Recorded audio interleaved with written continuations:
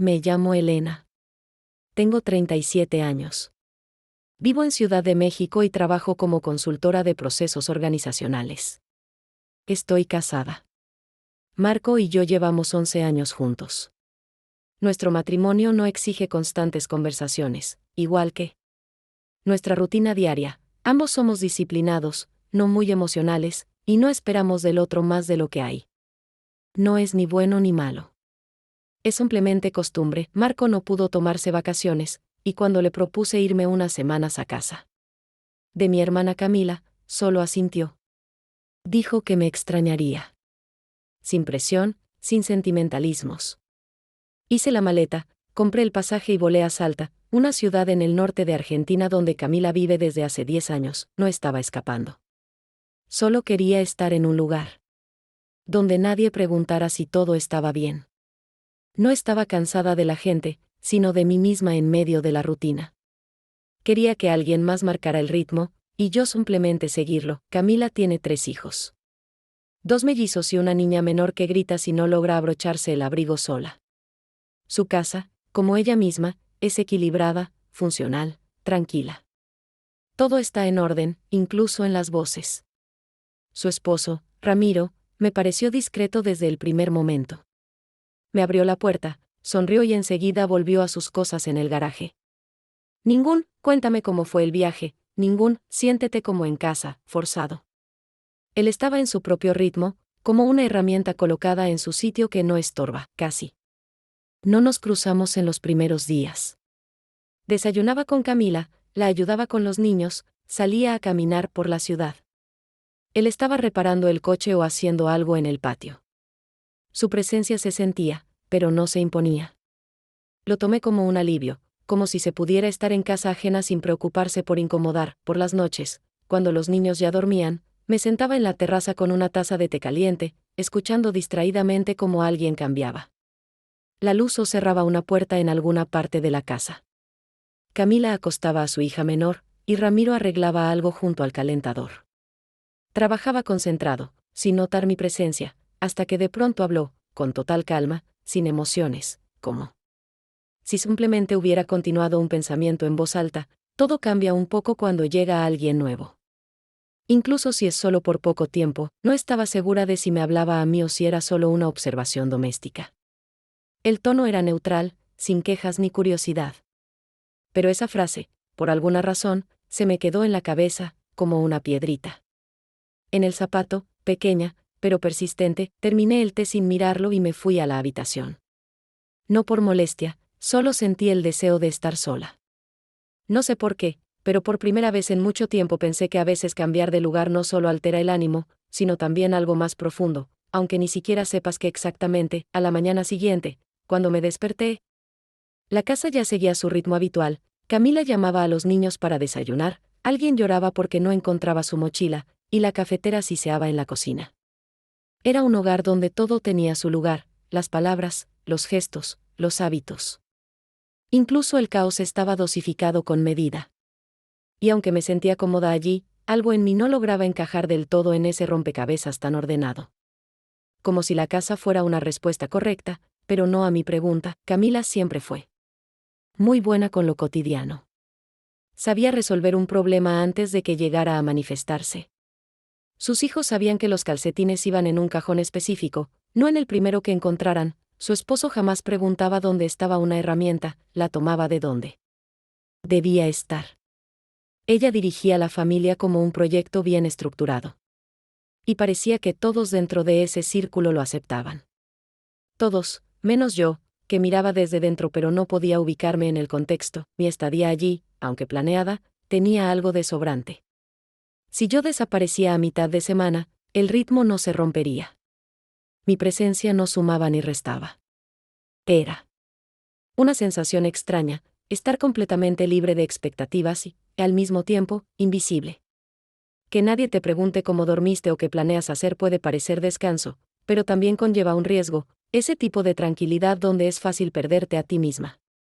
Porque cuando nadie te fija en su atención, o te relajas del todo, o comienzas a buscar al menos una mirada que te vea tal como eres, no por cortesía, no por deber, sino de verdad. Y fue en ese silencio, en el que nadie me nombraba en voz alta, donde comenzó a crecer cierta alerta interna.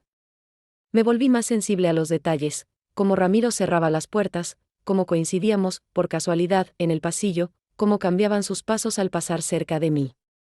Apenas hablábamos. Pero había algo distinto en eso. Porque normalmente, cuando no tienes nada que decirle a alguien, es una zona muerta.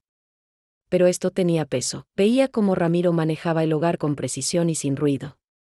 No era el tipo de hombre que comparte emociones o habla mucho.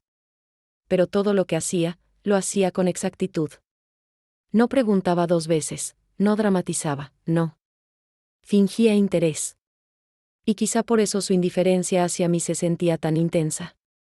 No era condescendiente, era honesta. Yo era para él parte del mobiliario, una visita temporal que no requería atención ni esfuerzo. Y curiosamente, eso fue lo que creó un espacio en el que empecé a no tener miedo de ser yo, no la consultora, no la esposa, no la hija. Solo. Alguien sin obligaciones. Por la noche, cuando los niños ya dormían y Camila revisaba unos documentos en su computadora, yo estaba en la misma terraza con mi taza de té. El aire olía a polen y se oían sonidos suaves de la calle, callados. Pero vivos. Ramiro pasó con una caja en las manos, la dejó en el suelo y dijo, sin mirarme, todo funciona como un reloj. Pero a veces parece que alguien lo está dando cuerda con las últimas fuerzas, no respondí. Él me miró, asintió levemente y se fue, y fue justo en ese momento que entendí que esa casa, que parecía funcionar sin fallas, tenía grietas. Yo, ya no era solo una observadora. Era parte de algo que no debía haber ocurrido. Unos días después de aquella noche en la terraza, algo en mí cambió. Por fuera, todo seguía igual, los niños se despertaban temprano, Camila resolvía los asuntos domésticos, yo me preparaba un té y revisaba correos del trabajo. Pero ya no me sentía simplemente una invitada en una casa ajena. Y no era cuestión de costumbre. Simplemente apareció una certeza, no estaba allí por casualidad. No como hermana de Camila, ni como mujer en unas breves vacaciones, sino como alguien que está buscando algo concreto, aunque aún no sepa qué. Empecé a observar cómo funcionaba esa casa. Cómo Ramiro se relacionaba con los objetos, con seguridad, sin movimientos de más, pero con atención. Cómo trataba el día a día, sin agotamiento, sin falsa meticulosidad, como algo que simplemente merece ser tratado con normalidad. En eso había algo muy sano, y contrastaba con lo que yo solía considerar normal en mí y en mi vida. Con Marco construimos un matrimonio según una fórmula. Él seguía mi ritmo, yo el suyo. No nos molestábamos, compartíamos metas, teníamos bien repartidas las responsabilidades, una visión parecida sobre el dinero, los viajes, los fines de semana. Pero toda nuestra unión se sostenía en la lógica, en el compromiso, en lo correcto. Ramiro no me ofrecía nada de eso. Y, sin embargo, empecé a comprender que lo que realmente anhelaba no era esa corrección, sino un intercambio auténtico, que alguien te vea no solo como una función, ni como un conjunto predecible de roles, sino como algo más flexible. Vivo, cambiante. Él no se comportaba como si me analizara, pero había algo en su mirada que dejaba claro, prestaba atención a aspectos de mí que suelo ocultar incluso a quienes me son cercanos. Era un tipo nuevo de interacción para mí. Ni cercanía emocional, ni amistad, ni coqueteo. Era otra cosa, cuando alguien no exige explicaciones, pero te hace sentir que podría aceptar más de lo que tú muestras. Y por eso cada escena doméstica entre nosotros, una charla breve sobre herramientas, el plan del día, las necesidades de los niños, tenía una capa interna de significado. No porque él quisiera algo, sino porque yo, de repente, sentía que me veía no como huésped, ni como hermana, ni como la esposa de alguien, sino simplemente como una persona que no necesita ser explicada o corregida. Empecé a darme cuenta de cuánto tiempo había vivido en un equilibrio cómodo, donde aparentemente no faltaba nada, pero poco a poco se perdía la capacidad de reconocerse mutuamente. Con Marco dejamos de ser personas que se leen. Nos convertimos en quienes cumplen acuerdos. Y en ese contexto, incluso unos pocos días con alguien que actúa no por deber, sino por un interés natural, comenzaron a parecer algo esencialmente distinto. No era enamoramiento ni fascinación. No imaginaba un futuro, no fantaseaba con lo prohibido. Solo notaba que mi estado había cambiado. Pensar me resultaba más fácil. filtraba menos mis palabras. Me permitía decir cosas simples no porque debía, sino porque quería. Y entendí que en presencia de Ramiro me comportaba de otra manera, y esa diferencia no necesitaba justificación, los cambios no eran emocionales.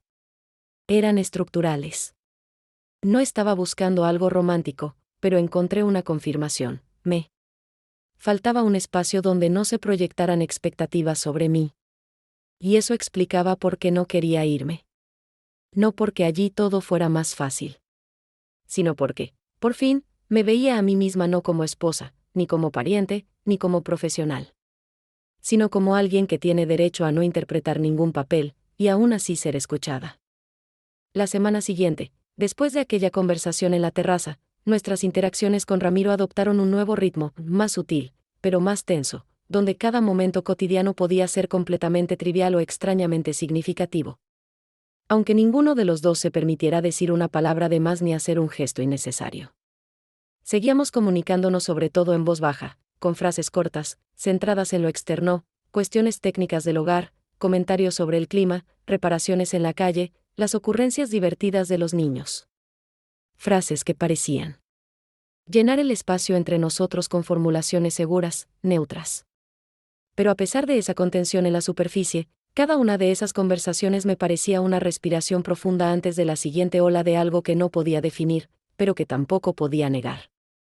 El aire en la casa se había vuelto más denso, y a veces me sorprendía a mí misma por la mañana, aún en la cama, ya escuchando los sonidos en la cocina, tratando de captar el momento exacto en que encendía la cafetera, y ese sonido simple, banal, de pronto adquiría para mí el valor de un punto de referencia interno, como una marca en el mapa que señala una presencia, aunque no te dirijas hacia ella.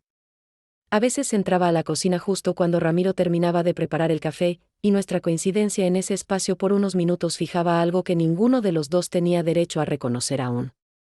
Yo no fingía aparecer por casualidad, realmente. Iba por mi taza, pero en el fondo sospechaba que él tampoco se quedaba ahí por casualidad.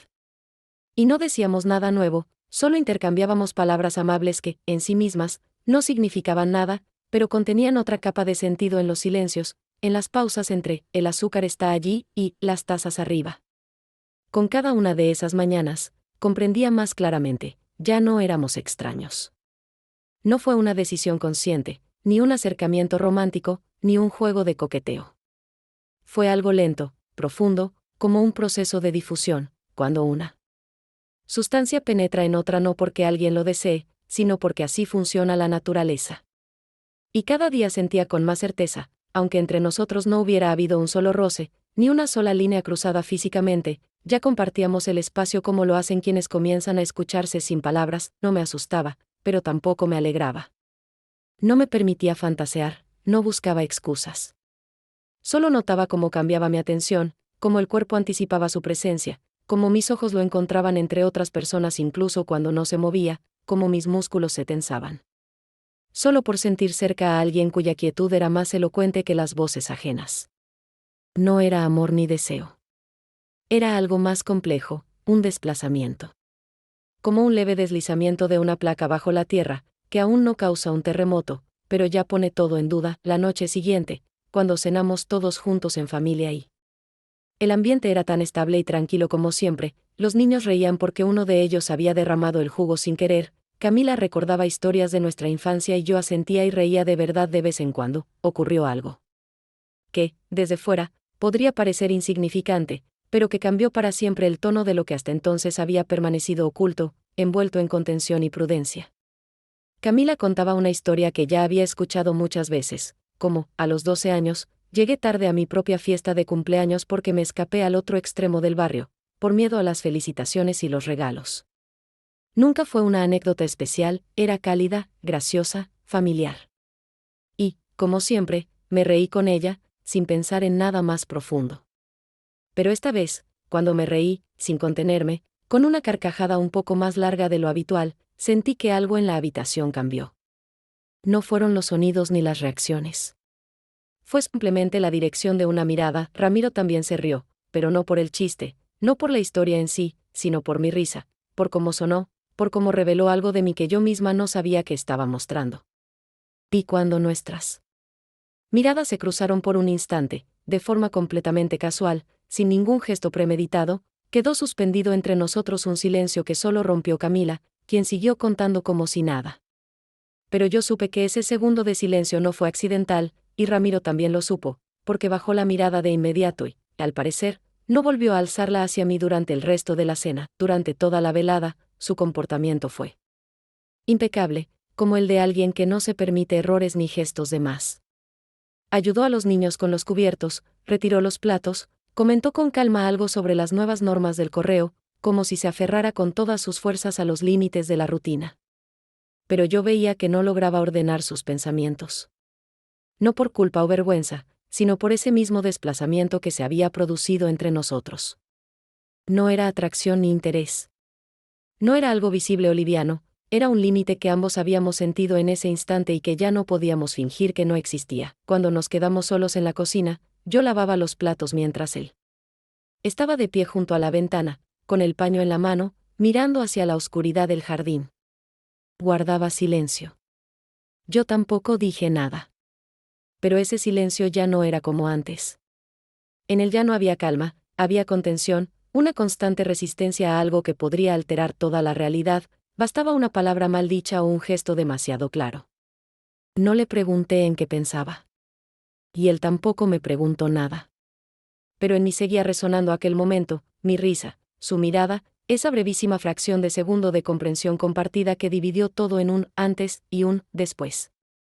Y aunque ambos seguíamos viviendo como si nada hubiera pasado, yo ya sabía, el equilibrio que manteníamos se había roto.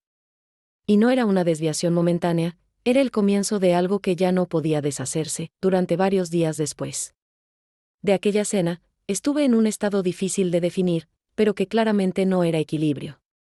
Me levantaba por la mañana, preparaba el desayuno, ayudaba a Camila con los niños, hablaba con Marco por teléfono y trataba de mantenerme dentro de los marcos habituales, para no permitir ningún desvío innecesario.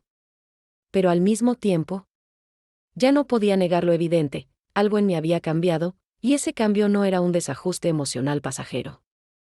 Era algo que seguía existiendo incluso cuando yo intentaba enfocarme en lo exterior. Me pregunté más de una vez, de forma directa, ¿realmente está ocurriendo algo entre Ramiro y yo, o es solo una proyección interna mía, una necesidad de escucharme reflejada de otro modo, en un eco más tranquilo, más atento? Y aunque él también sintiera ese cambio, ¿qué estamos haciendo con eso? Nada. En los hechos, absolutamente nada. No buscamos estar a solas, no escribimos notas, no cruzamos límites en el sentido literal. Pero la sola existencia de este, indefinido, ya se había vuelto el centro de mis días. La conversación con Marco fue, como siempre, contenida, amable, racional. Me contaba noticias del trabajo, preguntaba por el vino, hacía bromas. Yo respondía, con destreza, con familiaridad. Y fue justo en esa familiaridad que por primera vez sentí con claridad, mantengo el contacto no porque quiera hablar, sino porque forma parte del orden correcto que hemos sostenido durante años. Y si soy honesta conmigo misma, cuánto de esto es deseo real, y cuánto es solo responsabilidad por una estabilidad que ambos llevamos tanto tiempo cultivando. No se trataba de una traición. Ni de pasión. Se trataba de que ya no sentía un interés vivo de parte de quien, en teoría, debería conocerme mejor que nadie. Y probablemente él también lo siente, solo que a su manera. Trataba de identificar qué era exactamente lo que me inquietaba. No era Ramiro en sí, ni sus miradas ni su tono. Me inquietaba lo fácil que me resultó dejar de pensar en Marco y en mí como el eje de mi vida. Y lo naturalmente que ese desplazamiento ocurrió, sin sobresalto, sin lucha, como un hecho con el que no discutes.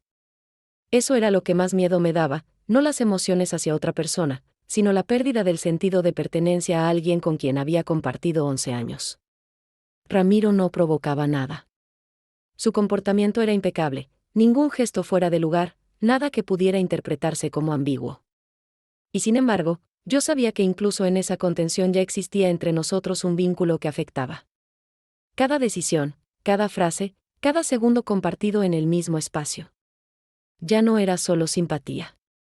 Era una sintonía, un estado en el que, sin buscarlo, ajustas tu propia frecuencia al ritmo del otro. Me preguntaba, ¿qué viene después? ¿Qué estoy dispuesta a permitir? ¿quiero cambiar mi vida? No. Al menos no ahora. No tengo un guión, no tengo un plan, no tengo una respuesta, no estoy buscando un motivo para destruir nada. Pero me asusta saber que mi neutralidad ya no es honesta. Que ya no vivo en un estado de matrimonio estable, sino en una especie de doble vida, no por los hechos, sino por su estructura interior. Esa noche pensé mucho. Y no en Ramiro. Pensé en mí.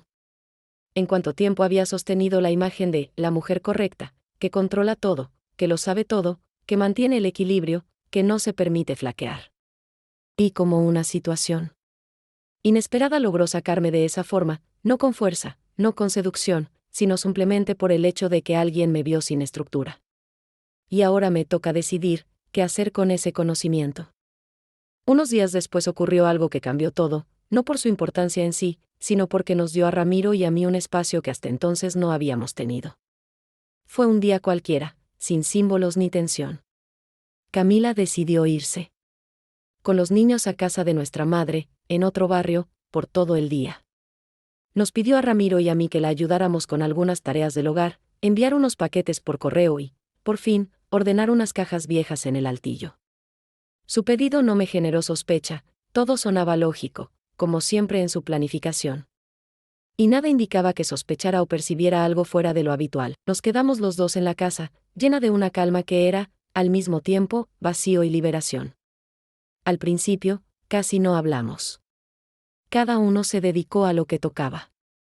Yo doblaba ropa para las cajas, Ramiro sacaba cosas viejas, fuimos juntos a la oficina postal, pasamos un buen rato en la fila.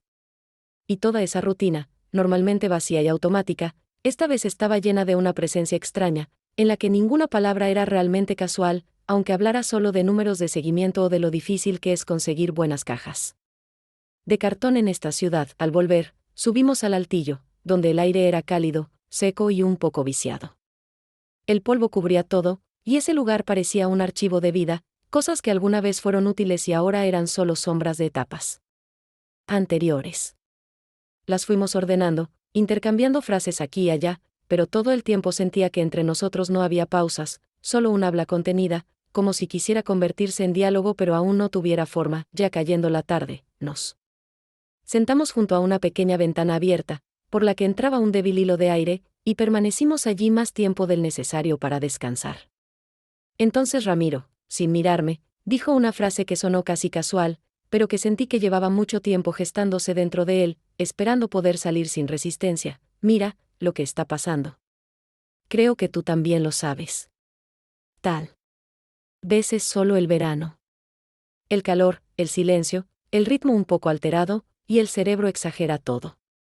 O tal vez es algo peor. No me apresuré a responder, porque no necesitaba encontrar las palabras correctas, sino darme permiso para decir algo.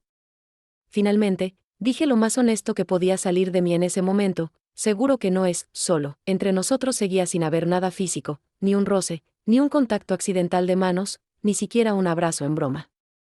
Pero sabía que ya habíamos cruzado esa línea a partir de la cual cada palabra se convierte en una elección, y no en una casualidad. Ya no se trataba de si queríamos algo, se trataba de que ya habíamos creado algo, incluso si nadie más lo había notado. Y ahora, eso que habíamos creado comenzaba a exigir una definición. A la mañana siguiente, antes del desayuno, Camila, que acababa de volver de casa de mamá, entró en mi habitación sin avisar, con una taza de café en una mano y con esa seguridad que solo tienen las personas que ya saben exactamente lo que quieren decir. Se sentó al borde de la cama, me extendió la taza y, sin mirarme directamente a los ojos, dijo una frase que me hizo encoger por dentro, como si hubiera recibido un golpe inesperado: me parece que tú y Ramiro se entienden bien. A veces. Incluso mejor que él y yo. Su voz era suave, absolutamente tranquila, sin un rastro de sospecha, celos ni sarcasmo. No era una pregunta, ni una prueba, ni un intento de arrinconarme, era una afirmación, una idea sincera y directamente formulada, que comprendí que llevaba tiempo viviendo en ella, solo esperando el momento adecuado para salir. No pude responder enseguida, no porque no supiera qué decir, sino porque su franqueza me desarmó por completo. Sentí que incluso respirar se volvía más difícil, no porque me estuviera acusando, sino porque había dicho en voz alta aquello que yo más temía, que ella veía más de lo que aparentaba. A veces siento, continuó ella con una ligera sonrisa, que estamos juntos no porque realmente lo queramos, sino porque así es más fácil. Porque es cómodo, porque no duele, porque no hace falta probar ni cambiar nada, dijo esas palabras con una ligereza tal que parecía que no hablaba de su matrimonio, sino de alguna decisión doméstica, como si estuviera eligiendo entre dos colores de pintura para la cocina, sin atribuirles gran importancia. Pero fue justamente esa ligereza la que me resultó más aterradora. No sonaba herida ni rota, sonaba como alguien que se había cansado de buscar profundidad en un lugar donde solo quedaba la función. Y en ese cansancio había más verdad que en muchas declaraciones emocionales que había escuchado en mi vida. Intenté mantener el rostro neutro, para que no se notara nada, pero por dentro ya sabía, su frase no era solo una reflexión ni una confesión al azar. Era una señal, no muy estridente, pero clara, que advertía, ya estás en un territorio que no te pertenece, y aunque aún no hayas hecho nada, tu sombra ya cayó sobre la vida de alguien. Y aunque creas que todo sigue bajo control, que aún no has cruzado ninguna frontera real, eso no significa que no hayas intervenido. Lo que más me impactó no fue que Camila hubiera notado algo, sino cómo lo aceptó, sin dramatismo, sin crisis emocional, sin reproches. En sus ojos no había enojo ni resentimiento, sino algo más complejo, una claridad agotada, una tristeza que ya no lucha, y una aceptación honesta de que el amor no siempre es una batalla por alguien, sino a veces solo el permiso para que alguien se vaya. No me sentí culpable, sino quebrada. Porque entendí que todo lo que había intentado mantener dentro, todo lo que justificaba con contención, igualmente se había desbordado, aunque ningún gesto se hubiera hecho con intención. En ese momento supe con total claridad, ya me había metido en una historia que nunca debió ser mía. Y aunque en esa historia no hubo cuerpos, ni palabras susurradas ni en voz alta, aunque todo lo que existió entre Ramiro y yo podría describirse como silencio, como pausas, como miradas, esas miradas, esas pausas, ese silencio ya habían cambiado la estructura de la realidad. Y ahora solo me quedaba decidir, seguir ignorando, esconderme en la cautela, o asumir, por fin, el peso de lo que ya se había convertido en un hecho, no por fuera, sino por dentro. Durante los días siguientes, intentamos mantener una apariencia de calma, como si nada hubiera pasado, como si todas nuestras conversaciones, insinuaciones, fueran solo efecto del calor, del cambio temporal de ambiente, de una mirada un poco más larga de lo conveniente. Pero los dos sabíamos que la línea ya se había cruzado, nuestra presencia mutua se había vuelto constante, una que no desaparecía ni siquiera cuando había otras personas alrededor. Él ya no se refugiaba en las tareas domésticas ni evitaba mi mirada. Yo ya no esquivaba la cocina por las mañanas ni cambiaba de tema cuando alguien hablaba de cosas cotidianas. Simplemente estábamos allí, en la misma casa, en el mismo aire, intentando no derramar ni una gota más de silencio. Una noche, cuando los niños ya dormían y Camila se había quedado en su habitación con el portátil, entré por casualidad en la sala. Ramiro estaba sentado a media luz, con una taza de té en la mano. Ya me iba a dar la vuelta, pero él alzó los ojos. Y, con voz baja, casi cansada, dijo, ¿vas a volver a casa y olvidarte de todo? Su voz era tranquila, pero la tensión se notaba, como el aire justo antes de una tormenta. No había reproche, no había súplica, solo una pregunta, en la que había puesto más de lo que le correspondía. Me senté frente a él, con naturalidad, sin teatralidad, y respondí sin pensar, voy a volver. Y sobre olvidarlo, no lo sé, no suelo dejar ir a las personas cuando ya las dejé entrar en mi cabeza, dijo, tras una larga pausa. Y no desvió la mirada, no fue una confesión. Fue una afirmación, que no exigía respuesta, pero que tampoco podía quedar sin ella. No sabía qué decir. Sentía que cualquier palabra solo disminuiría el peso de ese momento. Nos quedamos así.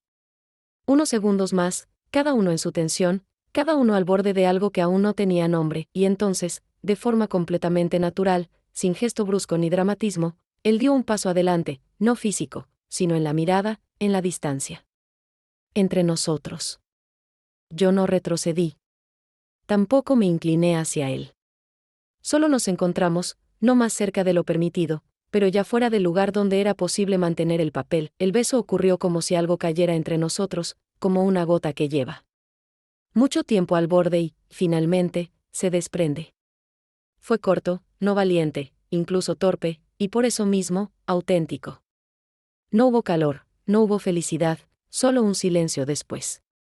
Un silencio tan denso que parecía que en la habitación quedaba menos aire. Nos separamos enseguida. Ambos. Sin explicaciones. Sin disculpas. Él bajó la mirada. Yo me levanté y salí de la sala. Despacio, con paso firme, como si no saliera de algo, sino caminara hacia otra cosa. Sabía que ya no había vuelta atrás.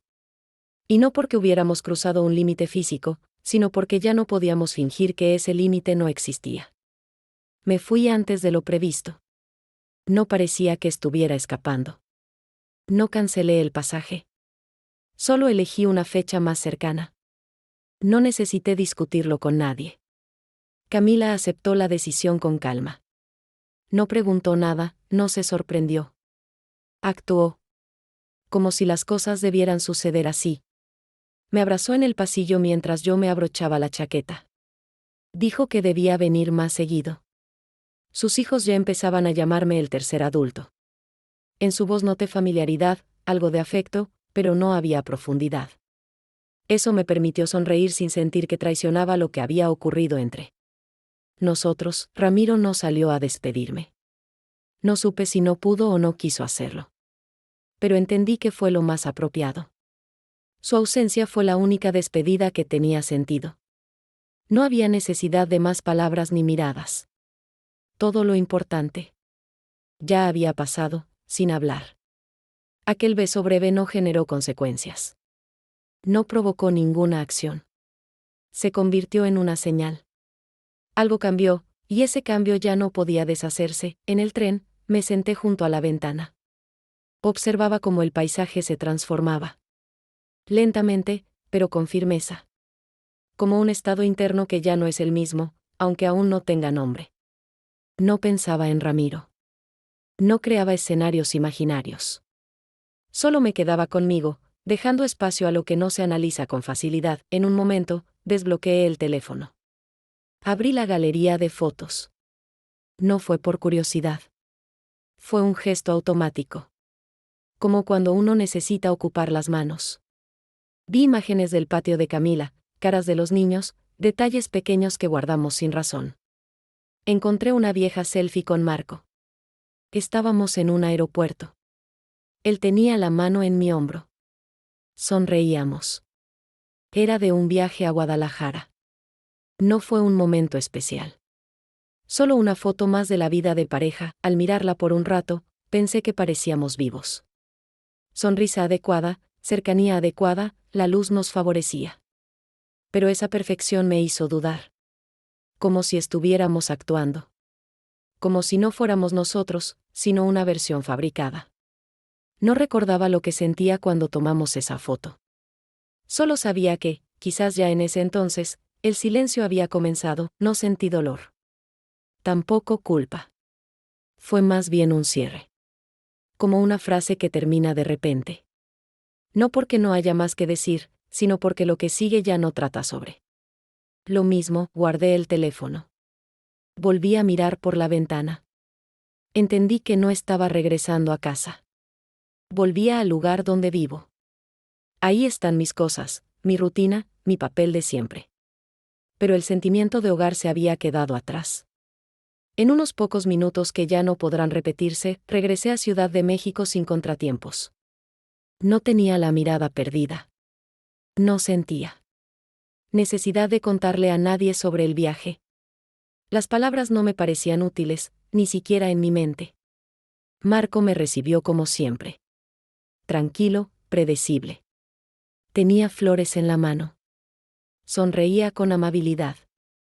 Lo abracé, le di las gracias. Le dije que el viaje había sido sencillo. Nos subimos al coche como si nada importante hubiera pasado. Durante el camino, me habló de la cafetera de la oficina. Se volvió a descomponer. Me contó que por fin instaló la cortina del baño.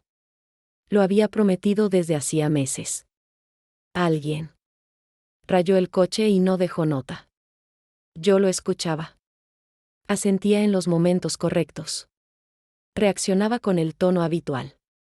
Había interés superficial, cercanía sin contacto real, silencio que no decía nada. Al entrar en casa, supe que había limpiado. No porque temiera mi regreso, sino porque valora el orden. Puso mi maleta en el pasillo. Me ofreció té. Empezó a contarme cosas del trabajo y del vecindario. Yo respondía, incluso hice algunas bromas. Parecía que todo seguía igual. Pero dentro de mí no había sonido. Sentía una pausa entre lo que hacía y lo que sentía. Como si no lograra conectar con el momento presente. Durante la cena, noté el cambio. Era la comida de siempre, los platos de siempre, la misma luz. Marco hablaba. Yo me observaba a mí misma participando en la escena. No era una espectadora. Pero ya no sentía que pertenecía del todo. No sentía miedo ni alegría. Solo estaba. Cuando se acercó para darme un beso en la mejilla, dejé que lo hiciera. No me opuse, pero tampoco respondí. No fingía indiferencia. Simplemente, ya no sentía nada que saliera de forma natural. Como si una pieza se hubiera aflojado. Todo seguía funcionando, pero sin encajar. Nos acostamos a la misma hora. Apagamos la luz.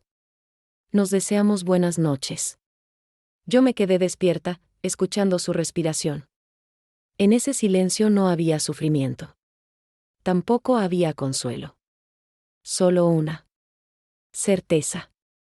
Ya no podía fingir que nada había cambiado. Aquel momento con Ramiro no fue solo una emoción pasajera.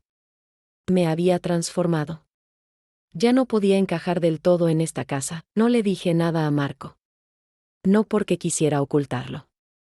Aún no sabía cómo explicar lo que me había pasado.